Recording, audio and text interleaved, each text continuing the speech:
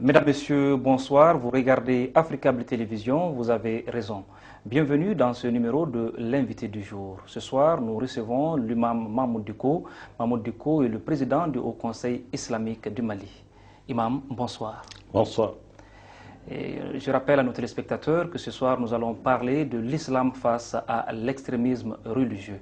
Imam, le Haut Conseil islamique a joué un rôle important dans l'histoire récente du Mali. Est-ce que vous pouvez nous dire aujourd'hui comment se porte votre institution? Merci. Merci à nos téléspectateurs, à vos téléspectateurs. Bonsoir à toute la communauté musulmane du Mali, et toute la Oumma et tous les Maliens. L'institution, le Haut Conseil se porte très bien. Se porte très bien. C'est comme par le passé. Se porte très bien aujourd'hui, plus qu'hier. Plus qu'hier. D'accord. Mahmoud, dites-nous aujourd'hui, qu'est-ce que vous entendez par extrémisme religieux? Vous savez, nous vivons une période que le monde traverse aujourd'hui, où en réalité il y a l'extrémisme dans presque tous les domaines.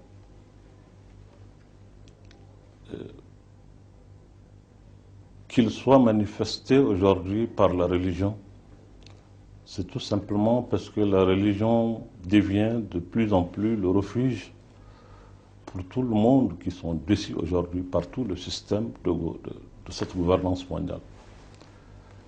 Et dans ça, tous les opprimés, tous les gens qui n'arrivent pas à s'exprimer de par le monde, généralement, trouvent refuge dans la religion. Et dans ça, on peut trouver toutes sortes de personnes. Ce n'est pas la religion qui est extrémiste, mais c'est les hommes. Et ils rentrent dans la religion avec leur extrémisme. Et donc, il faut certainement faire la définition et faire la part des choses entre des extrémistes dans la religion et l'extrémisme religieux. Il n'y a pas d'extrémisme dans la religion, mais il y a des extrémistes, effectivement, dans la religion. Dans la religion. Parce que bien, imam, on parle d'actualité. Au Sénégal, un imam a été condamné il y a quelques jours. On l'accusait de faire l'apologie du terrorisme. Cet imam disait ceci, je cite, il dit qu'un militaire qui va combattre en terre musulmane est un mécréant, et celui qui combat sous un autre étendard que l'islam ira en enfer. Comment analysez-vous ces propos de cet imam condamné? Écoutez, ces propos n'engagent que leur auteur. Les contextes dans lesquels il a dit ces propos sont des contextes qui sont différents du contexte malien. Et la personnalité de celui qui a parlé est différente de Mahmoud Dicko. Et je me réserve vraiment de commenter les propos de quelqu'un. Je ne sais pas sur quelle base la justice sénégalaise l'a jugé. Et il est difficile pour moi de donner une opinion par rapport à ça. D'accord. Mahmoud Dicko, revenons au Mali. À un moment donné, quand il y a eu les attentats de Radisson Blu, vous avez tenu les propos suivants, je cite, « Ces gens nous ont été envoyés par Dieu à cause de nos comportements, car tout le monde sait aujourd'hui ce qui se passe chez nous. Il y a actuellement dans notre pays des adeptes de loufti, gays, lesbiennes, des bars, et ce qui s'est passé n'est qu'une infime partie de ce qui doit nous arriver, et le plus dur est à venir. » Et quand vous avez tenu ces propos-là, le procureur à l'époque, Daniel Tessougué, a qualifié ces propos-là d'apologie du terrorisme. Est-ce qu'avec le recul, vous avez eu le sentiment d'être incompris? Bon, certainement, je pense jusqu'à aujourd'hui que je n'ai pas été compris par celui qui a dit ça. Je le respecte beaucoup. C'est un juge très respectueux de notre pays, avec lequel il y avait de très bonnes relations. Personnellement, on n'a pas eu à discuter ou à échanger par rapport à ces propos. Il ne m'a jamais interpellé pour me dire, imam, ce que vous avez dit en matière de droit, ça, c'est telle ou telle position. Il ne m'a pas dit. C'est un juge, il est indépendant, il est libre vraiment de qualifier les choses et les juger telles qu'il le pense. Je ne peux pas m'interférer dans ça et je respecte vraiment l'opinion des juges et leur opinion par rapport à ces choses-là. Mais j'ai parlé en tant que religieux et je ne peux pas parler autrement que religieux parce que c'est ce que je suis. Est-ce que vous pouvez expliquer aux Maliens, c'est-à-dire ce que vous voulez dire à l'époque, quand vous aviez dit cette expression-là? Bon, en réalité, vous avez vous-même parlé, certainement, vous avez qualifié ce propos-là, vous avez affirmé des choses que moi je n'ai pas dit exactement comme ça. Parce que vous savez, moi je parlais en bambara. Mes propos ont été interprétés en français, et écrits dans des journaux et ensuite les envoyés à travers le monde. Bon, il y a eu beaucoup d'interprétations par rapport à ce que j'ai dit. Je peux encore dire ce que j'ai dit, parce que j'ai encore mémoire de ce que j'ai eu à dire. Et je l'ai dit lors d'une interview que j'ai eue avec le chargé de communication au niveau du Haut Conseil. Après avoir condamné l'acte qui est condamnable à tous égards, parce qu'on ne peut pas se donner, arroser le droit d'aller ôter la vie à des gens qui ne vont rien faire. Aucune religion ne peut justifier ça, aucune position, aucune philosophie, ça n'existe pas. Alors maintenant, je me pose des questions. Comment des gens peuvent aller ôter la vie à des gens innocents et se donner eux-mêmes la mort? C'est pour cela que je parlais de punition divine. Ça, c'est ma vision en tant que religieux, c'est mon interprétation en tant que religieux. Mais je souhaite vraiment ne pas trop commenter cela pour ne pas susciter encore d'autres polémiques. D'accord. Imam, parlons de la crise malienne. Quoi qu'on dise, cette crise malienne a une dimension religieuse. On a vu en Sardine, le Moujao, le mouvement pour l'unicité du djihad en Afrique de l'Ouest. Ce mouvement-là, à un moment donné, demandait l'application de la charia. Quelle était la position du Haut Conseil islamique en ce moment précis? Nous avons donné une position très claire, sans ambiguïté aucune. Nous avons dit, effectivement, aujourd'hui, nous sommes des musulmans et nous revendiquons cela. Nous sommes là aussi pour l'islam. On ne peut pas faire fuir de cela. Nous ne sommes pas des gens à ne pas nous assumer. Et tout ce que nous posons comme acte, nous posons ça pour le rayonnement de l'islam. C'est ça notre raison d'être ici. Mais nous sommes des gens raisonnables. Nous savions ce qui est possible et ce qui ne l'est pas. Aujourd'hui, nous pensons réellement que nous sommes dans un moment où vouloir imposer au peuple souverain du Mali une vision qu'il n'a pas choisie lui-même est une erreur. C'est ça notre position. Le peuple souverain du Mali a choisi d'être gouverné de cette façon républicaine, démocratique, laïque. Ben, il faut respecter son choix. Si demain ça doit changer, ce n'est pas des gens qui doivent prendre des kalachnikovs pour venir d'ailleurs et venir nous imposer ça. C'est le peuple souverain du Mali qui doit choisir de la manière dont il doit être gouverné. Moi, c'est ce que j'ai dit, c'est ma position. Si demain le peuple souverain du Mali demande à être gouverné par la religion musulmane, par la charia, mais son choix doit être respecté. C'est tout, c'est ce que j'ai dit et ça je le maintiens. D'accord. Est-ce que vous avez pris langue à l'époque avec ces gens-là dans le cadre d'une médiation pour leur faire comprendre, voici aujourd'hui notre position? Mais écoutez, nous avons ici réuni tous les éléments du Mali, ici dans un atelier pour produire un document que nous avons même traduit en français et que nous avons eu à donner à toutes les chancelleries qui sont là ici à Bamako, pour leur donner la position du Haut Conseil, notre conception de ce que c'est la guerre sainte. Et dans quelle mesure on doit qualifier une guerre d'une guerre sainte. Nous avons donné cela à travers vraiment notre compréhension et notre lecture de l'islam. Nous l'avons fait. Certainement, ça n'a pas eu grand écho, mais en réalité, nous l'avons fait pour prendre langue avec tout le monde. Pour te dire, ce n'est pas un secret pour personne. Tout le monde a su que moi, j'ai quitté ici pour aller jusqu'à Gao, à l'époque où le nord a été occupé. Effectivement, je suis allé, mais ce que les gens ne savent pas, c'est que je ne suis pas parti de moi-même. Je suis parti suite à une demande qui m'a été faite par un comité de crise qui se trouvait à Gao à l'époque, dirigé par quelqu'un qui est encore en vie, qui est le notable Ali Badi Maïga de Gao, avec quelques éléments qui étaient là-bas, qui étaient à l'époque le comité de crise. C'est eux qui m'ont demandé d'intervenir parce qu'ils pensent qu'ils ont des entretiens avec les occupants. Ils ont l'impression que ces gens-là veulent être entendus et peut-être qu'un compromis peut être trouvé. Et quand ils m'ont dit ça, j'ai parlé avec les autorités en place, notamment le Premier ministre à l'époque, Cheikh Modibo Diarra, qui nous a donné même un ordre de mission pour aller à Gao, rencontrer les gens de Moujaou. J'ai parlé avec eux, donné vraiment mon impression par rapport à ce qui se passe. Et je pense réellement, je leur ai dit que cette situation, je ne pense pas que ça sert ni l'islam, ni eux-mêmes qui sont les auteurs, ni le Mali. Donc nous avons eu des entretiens, on ne s'était pas compris, on s'est quitté vraiment dans une situation tendue. À tel point que quand je partais, ils sont allés m'escorter pour que j'aille à Gao, mais au retour, je suis venu seul. Personne ne m'a escorté, les gens de Gao étaient très inquiets pour ma sécurité. Mais je suis revenu parce que je pense que si je dois mourir un jour, je mourrai. La manière et le lieu, ça appartient à Dieu. Et je suis convaincu de cela. Donc je ne dois pas, moi, avoir peur de mourir parce que on peut mourir par d'autres manières, mais c'est Dieu qui décide de la mort. Donc pour la défense de Mali, Mamoud Dicko est prêt à mourir, le sacrifice? Absolument. Je l'ai fait, je n'ai pas été compris par beaucoup de gens. Au début, ça a été très difficile pour moi, ça a été laborieux. Le fait de vouloir vraiment prendre langue avec ces gens-là pour faire éviter à notre pays ce que nous sommes en train de vivre n'a pas été compris par beaucoup de gens. Les gens pensaient même que je suis de connivence avec des djihadistes.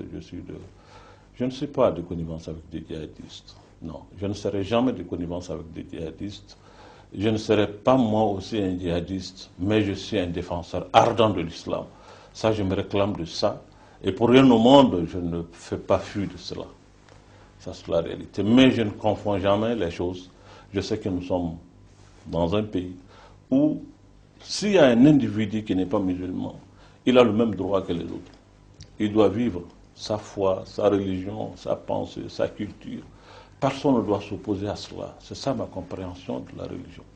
Et je pense aujourd'hui que la religion doit, de mon point de vue, c'est ce que j'ai dit aux gens de Mojao quand je les ai rencontrés à Gao, c'est fait devant le comité de crise de Gao, Ali Badi et d'autres personnes qui sont encore en vie, peut-être qu'ils m'écoutent, ils sont là à l'écoute. Et j'ai demandé au monsieur de Mojao, j'ai dit, bon, qu'est-ce que vous avez, qu'est-ce que vous proposez aux Maliens, qu'est-ce que vous avez? Il m'a dit, nous voulons l'application de la charia. J'ai dit, d'accord, ok, allons-y. L'application de la charia, et après? Mais ce n'est pas la charia seulement. Les gens ont besoin de l'économie, ils ont besoin de la santé, ils ont besoin de l'éducation. Moi, je suis allé à l'hôpital régional de Gao, j'ai eu les larmes aux yeux. Ce que je vis, c'est insoutenable. On ne peut pas le vivre. Vous ne pouvez pas venir avec ça et dire que vous cherchez le bonheur du peuple. Mamoud Dicko, tout ça est venu. Est-ce que quelque part ce n'est pas dû au fait des hommes? Mais écoutez, c'est difficile à dire, mais il faut qu'on le dise. Le Mali souffre d'une mauvaise gouvernance. C'est ça la réalité. Et cette réalité, il faut oser le dire. Peut-être l'imam Mahmoud Dicko va être qualifié encore d'imam qui fait de la politique, qui prêche la politique. Je ne me suis jamais présenté dans un poste électif pour demander à être élu en dehors du Conseil islamique.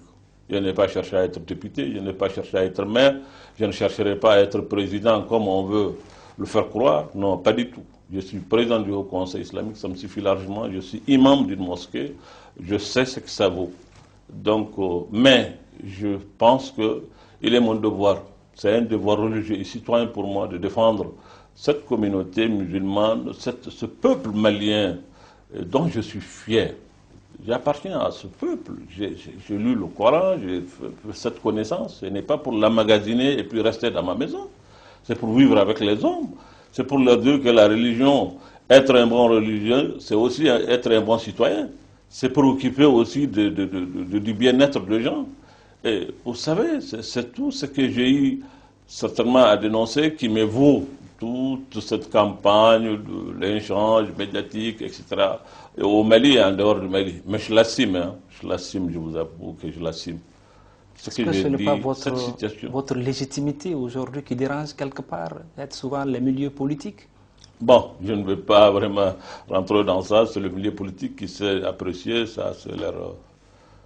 je respecte vraiment leur opinion et leur point de vue. Et je parle maintenant par rapport à ce que moi-même je comprends dans cette affaire-là. Et je l'ai dit, je pense qu'au Mali, ce que nous vivons n'est pas venu du hasard. c'est des erreurs, c'est des situations qui se sont accumulées que nous sommes en train de vivre aujourd'hui. Il faut que les gens acceptent vraiment de se remettre en cause, de faire leur mea culpa, de savoir que vraiment, à un moment donné, on a fauté. Il faut que les hommes politiques, ceux qui ont la charge de diriger ou qui ont dirigé, qui sont en train de diriger d'ailleurs, qu'ils acceptent vraiment de s'assumer, de dire que, bon, à un moment donné, dans le parcours démocratique du Mali, on a failli. Et ça, je crois que le mouvement démocratique au Mali gagnerait vraiment beaucoup à faire l'état de lié. Moi, je me rappelle en 2010, quand on fêtait le cinquantenaire, j'ai eu à dire, lors de la présentation de vœux à l'endroit du président à l'époque, je leur ai dit, mais cinquantenaire, c'est bien beau. Il ne faut pas venir seulement faire le balafon, le tam-tam, le djembé. Je crois qu'on doit réfléchir. Pendant 50 ans, demi-siècle, qu'est-ce qu'on a eu à faire? Où est-ce qu'on a trébuché? Mais ils m'ont dit, mais pour tout le Mali, ça va être vraiment difficile, faire l'état de lier. J'ai dit, mais il faut au moins évaluer le parcours démocratique depuis tout le temps que le Mali est dans ce système démocratique. Où est-ce que ça n'a pas marché? Est-ce que c'est dans le domaine de la justice? Est-ce que c'est dans le domaine social? Dans quel domaine on a failli? Dans le domaine de l'éducation, de la santé? Nous devrons avoir le courage aujourd'hui de nous remettre en cause. Mais le problème au Mali, en réalité, c'est que les acteurs ne veulent pas se mettre en cause.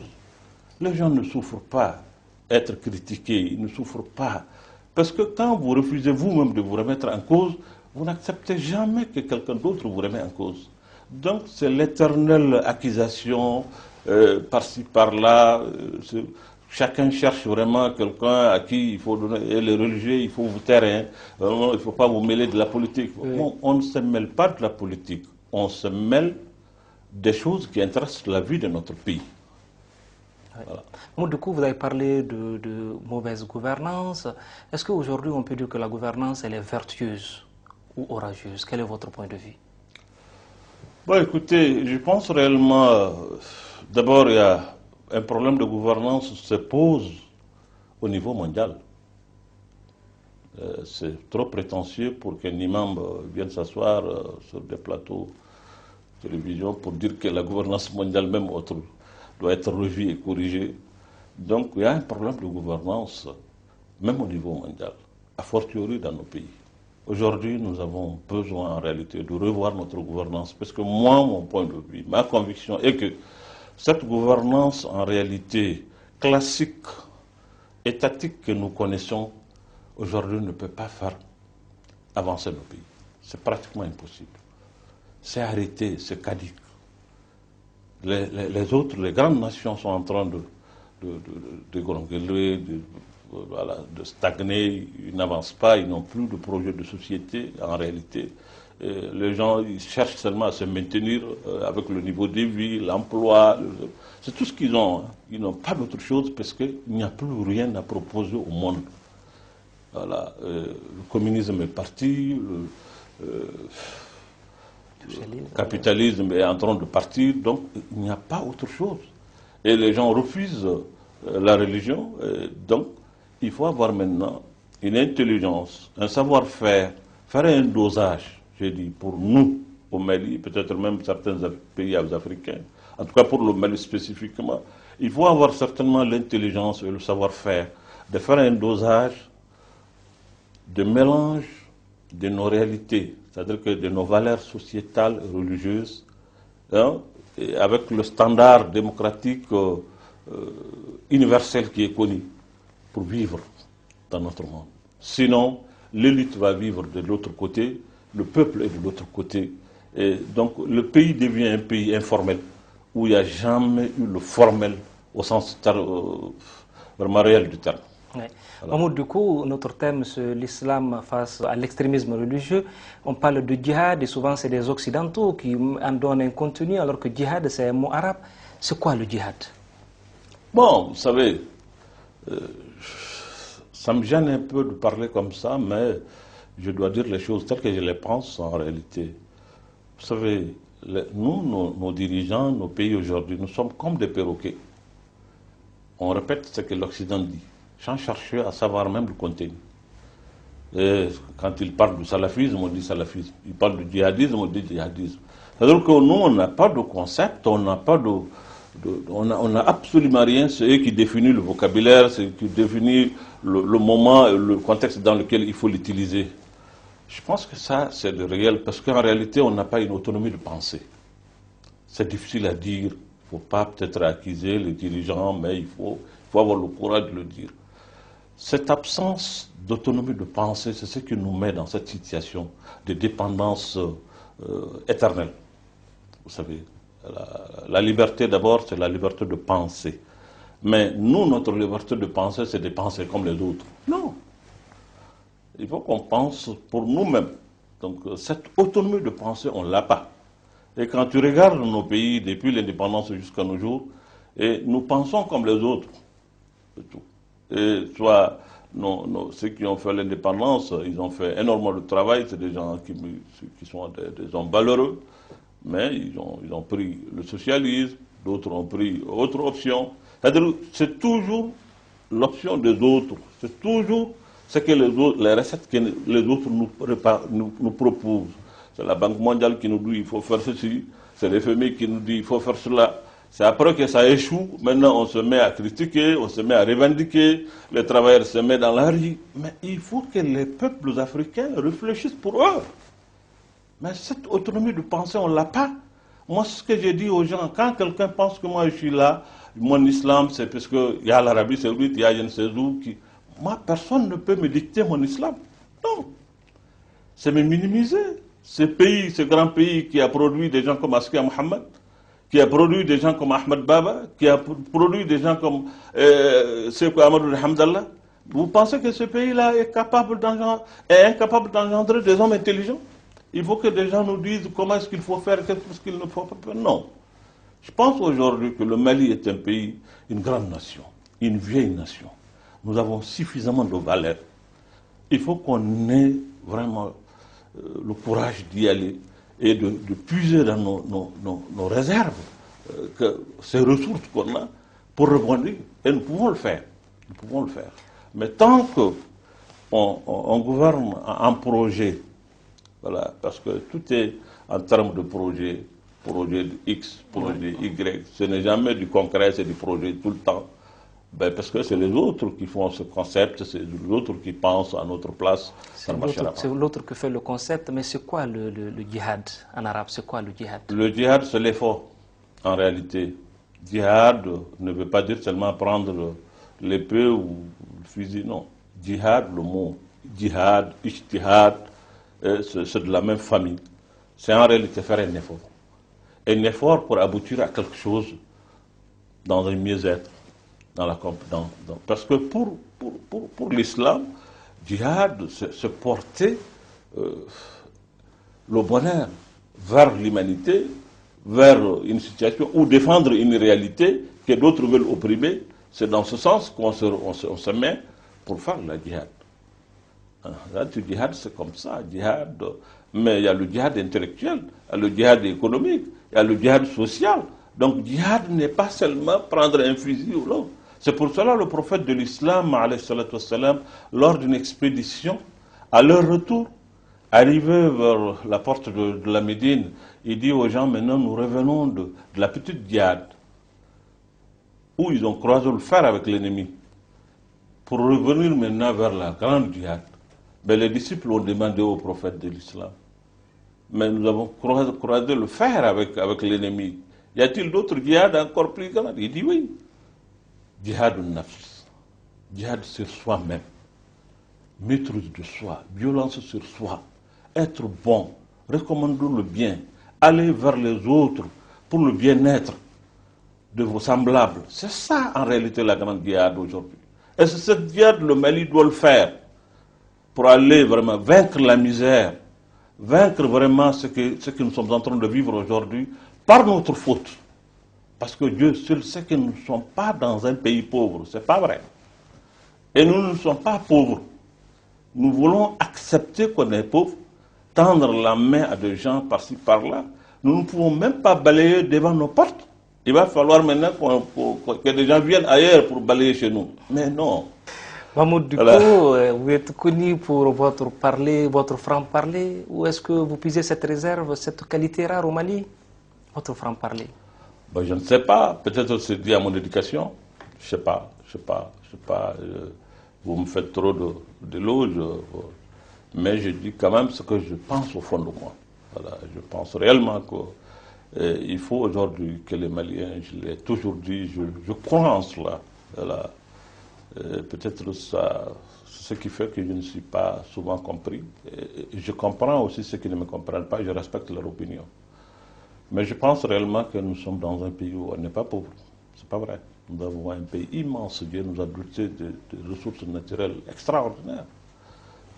Cette surface abondante que Dieu nous a donnée, avec des sources d'eau que Dieu nous a données, avec l'intelligence, des bras valides. Et on a tellement de choses que ce pays-là ne peut pas être pauvre. C'est pas vrai. Ouais. Mais quand on nous fait avaler, quand nous acceptons nous-mêmes que nous sommes pays pauvre, je ne sais pas, PPTA, je sais quoi et quoi, bon, avec des concepts qui viennent de je ne sais où, on accepte ça, on restera éternellement pauvre. Parce que la pauvreté, c'est d'abord mental. Voilà. Il faut qu'on refuse d'être pauvre parce qu'on ne l'est pas. D'accord. Voilà. Mahmoud Dicko, le Haut Conseil islamique, on se rappelle, a soutenu le candidat Ibrahim Boubacar Keïta, aujourd'hui président de la République. Est-ce que beaucoup de Maliens pensent que le Haut Conseil islamique est sorti de son rôle? Est-ce que vous partagez ce point de vue? Ben, d'abord, je rectifie. Le Haut Conseil islamique, en tant que structure, n'a jamais donné de consignes de vote pour X ou Y. Non. Personne ne peut dire, je mets quiconque au défi. Si un jour, personne peut dire, lors d'un entretien, lors d'un meeting, lors de ceci, vous avez entendu Mahmoud Dicko dire, il faut voter pour un candidat X ou Y. Mais ce que les gens ne peuvent pas m'empêcher, c'est que je suis un citoyen qui jouit d'un droit, c'est de soutenir le candidat que je veux en tant que personne. Maintenant, les moyens par lesquels je dois le soutenir, ça, c'est mon problème à moi. Mais le Haut Conseil en tant que structure n'a jamais pris position, c'est pas vrai. C'est pas vrai. Sabati 2012 a affilié un peu des associations musulmanes qui étaient quand même sur le terrain. Ben, ces associations musulmanes, ce que vous ne savez pas, c'est que toutes les associations au Mali sont autonomes. Il n'y a pas d'association qui obéit seulement aux ordres du Haut Conseil. Ils sont autonomes. Le Haut Conseil est un organe fédérateur. Nous sommes l'interlocuteur du gouvernement pour des problèmes qui concernent la Oumma, pour le problème que l'État veut nous choisir. Mais les autres structures, ils sont autonomes. Les confréries sont autonomes. Les chefs religieux, ils sont autonomes. Ce n'est pas le Haut Conseil qui leur dicte ce qu'ils doivent faire. Non, pas du tout. Mais ce qu'il y a, que les gens confondent, il se trouvait que, comme par hasard, le président Ibrahim Boubacar Keïta est un ami de longue date. Et cette amitié, il l'a assumée comme je l'ai assumée. Moi, je me souviens lors d'un entretien de la RFI, Radio France Internationale, avec Ibrahim Boubacar Keïta, on lui a posé la question, mais paraît-il que vous êtes l'ami de Dicko? Il dit, mais c'est mon ami, je l'assume. Alors, mais si lui, il assume cette amitié à l'époque, qu'est-ce qui m'empêche moi aussi d'assumer cette amitié? Pourquoi je ne l'assume pas? Pourquoi je dois en avoir honte? Non. C'est mon ami avant qu'il ne soit président de la République. Au moment où peut-être que personne ne le fréquentait. Moi, je partais chez lui, on restait ensemble jusqu'à 2 h du matin, dans des moustiques, dans des trucs, seul ensemble en train de bavarder. Mais si le président de la République aujourd'hui, les gens pensent que c'est du fait de non, Dicko est là-dedans, le conseil d'État. Mais c'est un mauvais procès qu'on fait d'ailleurs au peuple malien. Vous pensez que ce plébiscite qui a eu lieu, que c'est la capacité de Dicko ou bien de X pour le faire? C'est une volonté de ce peuple malien. Il faut rendre ça au peuple malien. Ce n'est pas X, ce n'est pas Y. Vous ne pouvez pas vraiment plébisciter quelqu'un comme ça avec la volonté d'un seul homme. Non, ce n'est pas possible. C'est même, à la limite, insulter le peuple malien. C'est le peuple malien qui s'est levé comme un seul homme pour le livre. Il a été élu. Mahmoud Dicko, aujourd'hui le Mali est dans un vaste sentier de paix et de réconciliation nationale. Quel est le discours aujourd'hui du Haut Conseil islamique pour panser les plaies et cicatriser les blessures? Quel est le message pour les fils et filles du Mali qui vous regardent en ce moment sur Africable Télévision? Oui, le message, en réalité, nous avons le même message de tout le temps. Vous savez, quand il y a eu cette affaire-là, avant même l'avènement du coup d'État et autres, moi je me souviens que j'ai réuni toutes les forces vives de la nation à l'époque. J'ai été voir le secrétaire général du syndicat à l'époque qui était Chaka Diakité. J'ai été chez l'archevêque de Bamako, monseigneur, mon frère et ami Jean Zerbo. Il m'entend, certainement. J'ai été le voir pour leur dire attention, il faut qu'on se lève, qu'on se mette ensemble. Il y a un grand malaise dans le pays. Je pense que si on ne fait pas attention, avant ou pendant ou après les élections, le Mali va sombrer. Ils sont encore vivants, je leur ai dit. J'ai réuni à peu près une cinquantaine d'associations, de trucs, de forces vives ici, pour demander à Tété, et Tété le voir, c'est mon frère. Vous savez, les gens ils peuvent raconter leur vie. Mais il n'a pas fait aussi que du mauvais. Tété, non, pas du tout. C'est un frère et je l'assume. Voilà. J'ai été le voir pour lui dire, il faut que tu t'adresses au peuple. Il faut que tu parles avec le peuple. Si tes gens viennent te dire que ça va, il faut que tu saches que ça ne va pas. Il y a un malaise dans le pays. Moi, je vois cette affaire-là venir. Je le sens, je le touche. Il m'a regardé longuement. Il m'a dit, bon, Mahmoud, oui, j'ai compris, on verra. Je suis parti. Bon, peut-être que moi, j'ose trop aller. Vous avez été écouté, pas entendu, c'est ça? Pas beaucoup, vraiment. Je préfère dire ça. Je n'ai pas été entendu. Je crois que lui-même, il est vivant. Il sait qu'on a eu à parler de beaucoup de choses. Jusqu'à ce que l'affaire de Iyad, qui m'a valu d'être, je ne sais pas, beaucoup. Voilà. Et Iyad, c'est moi et Tété qui ont parlé d'Iyad. Je lui ai posé la question, j'ai dit, mais Monsieur le Président, il y a des gens dans les revendications maintenant qui parlent de religion. Ça n'a jamais été le cas dans les rébellions précédentes. Mais qu'est-ce que vous pensez que nous pouvons faire, nous, en tant que Haut Conseil? Parce que maintenant, on parle de religion. Il m'a dit, tu sais, dans cette affaire-là, tout tourne autour d'une personne. J'ai dit, mais c'est qui? Il dit Iyad. J'ai dit, le même Iyad, il dit le même Iyad. Il dit, ben, faites maintenant une solution, trouvez une voie pour que nous puissions lui parler. Parce que si on ne le prend pas la main, il va engager le pays dans une aventure sans issue. Il faut qu'on lui parle, qu'on lui dise ce qu'il est en train de chercher à faire. Ça ne le sert pas lui, ça ne sert pas le Mali, ça ne sert pas l'islam. Il m'a dit, mais si vous voulez, il n'y a pas de problème. Voilà comment nous avons cherché à rentrer en contact avec Iyad. Donc nous avons parlé avec le bureau régional du Haut Conseil qui était présidé à l'époque par paix à son âme, Lamano Khan Ntalla. Voilà, Ntalla. C'était lui le président. Nous avons cherché vraiment à trouver le contact, comment nous pouvons vraiment contacter Iyad. Et tous les jours, on se donne de rendez-vous. J'appelle l'autre là, Kafoune, cher. Je vais vous dire jusqu'au soir du lundi 20 mars. C'était 21 mars d'ailleurs, ou bien 22 mars, le mardi. Voilà. Jusqu'au soir du coup d'État. Moi j'étais en contact avec les choses là, dans l'idée de nous donner un véhicule, des moyens pour que nous puissions nous rendre dans le nord et chercher à contacter ces gens-là, pour faire éviter à notre pays ce que nous sommes en train de vivre. Ils m'ont dit à l'époque, non, nous sommes en état de guerre, on est en état de siège. Finalement, le président m'a dit, bon écoute, toi, même si les gens vont, il ne faut pas que toi tu ailles. Après, il y a eu d'autres choses qui ont été dites, que j'ai appris après. Bon, je regrette vraiment de parler avec le Caire à l'époque. Et par malheur, le lendemain, il y a eu un coup d'État.